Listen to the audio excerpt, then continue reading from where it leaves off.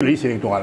Maintenant, il y a d'autres problèmes dans le texte du code électoral lui-même, des articles qui sont assez liberticides. Je pense à l'article 113 alinéa 4, qui fait dire que le président du bureau de vote détient tout seul le PV du bureau de vote. C'est pas normal.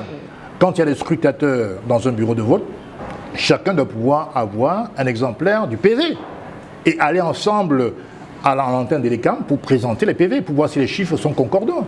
Si vous me donnez, à moi tout seul, président d'un bureau de vote, le PV, je peux à minuit, 2 h du matin, le modifier sur commande. Il n'y aura personne pour me l'interdire, pour m'empêcher de le faire. Comprenez? Donc c'est une question de réaménagement de la réforme du code électoral. C'est un débat qui invite tous les partis à mettre leur force et leur énergie. Là, je suis d'accord avec Professeur Camteau. D'ailleurs, ce débat, je l'ai lancé bien avant. Il est venu bien après, mais bienvenue au club. On doit mener un combat sur la réforme. Vous avez encore des points communs, c'est sûr. Non, sur la réforme consensuelle. Du code électoral. Tous les combattants, tous ceux qui veulent combattre pour une amélioration substantielle du code électoral sont les bienvenus.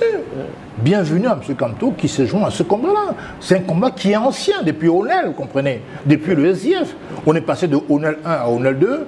Ensuite de ONEL 1, ONEL 2 à ELECAM 1 et ELECAM 2 aujourd'hui. Et avant, il y avait le MINAT.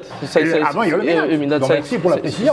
C'est un combat perpétuel. Et chacun est invité à y mettre sa part, à prendre sa part de construction pour l'édifice. Donc, ce n'est pas un combat partisan. C'est un combat justement qui est transpartisan.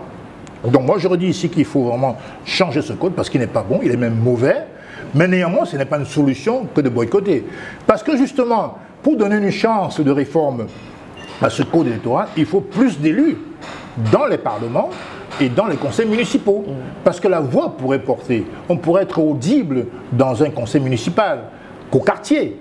On pourrait être audible dans un parlement qu'au quartier. Est-ce que vous pensez que l'instauration de ces conseils régionaux peut être un début de solution pour la résolution de la crise qui sévit dans les régions du nord-ouest et du sud-ouest au Cameroun?